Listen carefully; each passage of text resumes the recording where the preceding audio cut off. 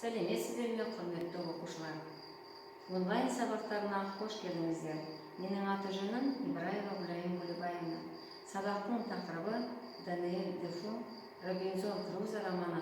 Сабақтың мақсаты тақырып бойынша мәліметтерді жинақтау. Бұл сабақта сіздер мәтінмен танысып, жазушы шығармасының мазмұнын түсініп, өзектілігін анықтайсың. Сенің меңгеретінің тақырып бойынша өз ойыңды жеткізуге, диалогты түсуді үйрену. Тақырып бойынша өз ойыңды жазбаша түрде жеткізуге төселесу. Сабақта қолданылатын жаңа сөздер мен сөз тіркестері: кеме апаты, апат, теңіз саяхатшысы, теңіз құралдары, арал. Құрметті оқушылар, бейнематериалға көңіл аударыңыздар.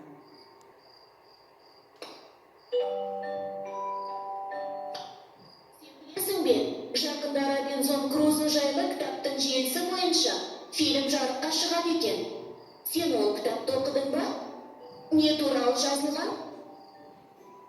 Ол кітап Робинзон Крузоның басынан кешкен оқиғалар туралы баяндайды. Қызық екен, ол қандай оқиғаларды басынан кешкен? Бірде Робинзон жүзіп келе жатқан кеме су астына кетіп, ол жақын жердегі бір аралға жүзіп жетеді. Ол аралда мүлдем жалғыз қалған ба? Иә, мүлдем жалғыз өзі қалған Робинзон қалайда тірі қалудың амалын ойлайды. Ол аралда жалғыз өзі қалай күн көрген? Құс аулап, жеміс-жидек теріп жеп, тіпті ешкі сауып күнін көрген. Робинзон аралда қанша уақыт өмір сүрген?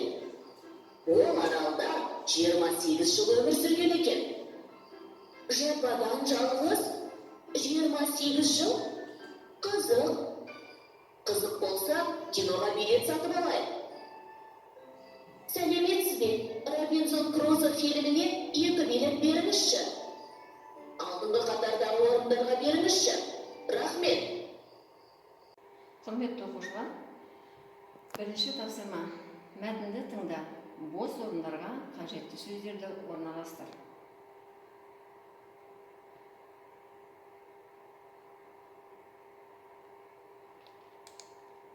Өз жауаптарыңды дұрыс жауаппен салыстырыңыздар. Бірінші: Даниэль Дефо теңіз саяхатшысы Робинзон Крузо туралы жазған. Екінші: апатқа ұшыраған кемеден көптеген пайдаға жарайтын зат тауып алды. Үшінші: бұл заттардың Робинзонға берері мол болды. Төртінші: ал кемеден табылған құрғақ қорапшалардағы оқтар құс атып, азық табуға мүмкіндік берді. Жақсы, жарайсыңдар. Келесі тапсырма: мәтінді оқып шығып, сөйлемдерді суреттермен сәйкестендір.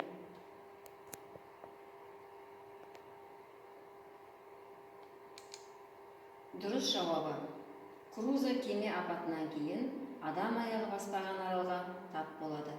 Екінші: апатқа ұшыраған кемеден көптеген пайдаға жарайтын көптеген зат тауып алады.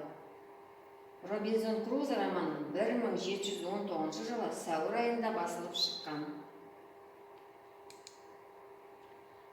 Құрметті оқушылар, келесі үшінші тапсырма: диалогты толықтыр.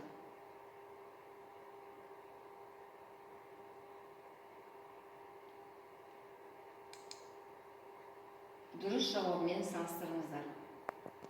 Алан, сен білесің бе?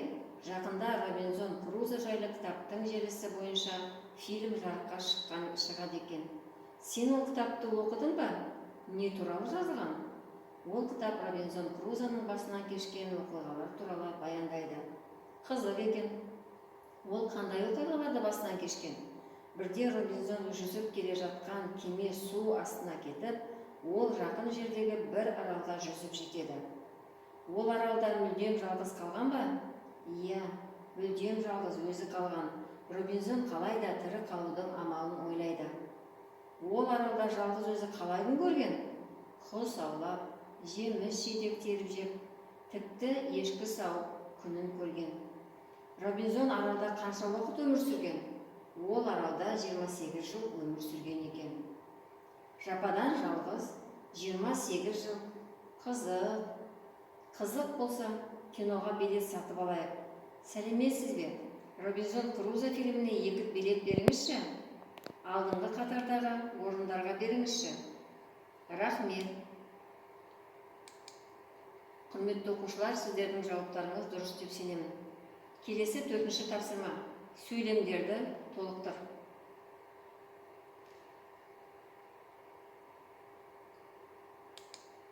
Құрметті оқушылар, жауабын тексерейік. Крузо кеме апатынан кейін адам аяғы баспаған аралға тап болады. Апатқа ұшыраған кемеден көптеген пайдаға жарайтын зат тауып алады. Бұл заттардың Робинзонға берері мол болды.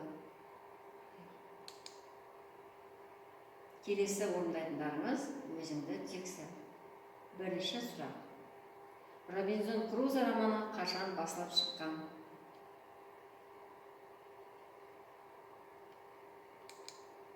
Екінші сұрақ. Басты кейіпкер кім?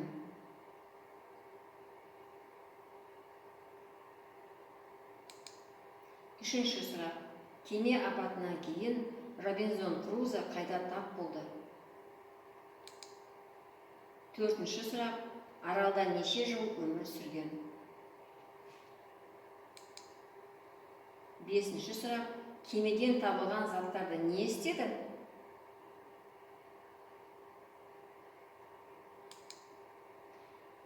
Жауаптарын салыстырыңыздар.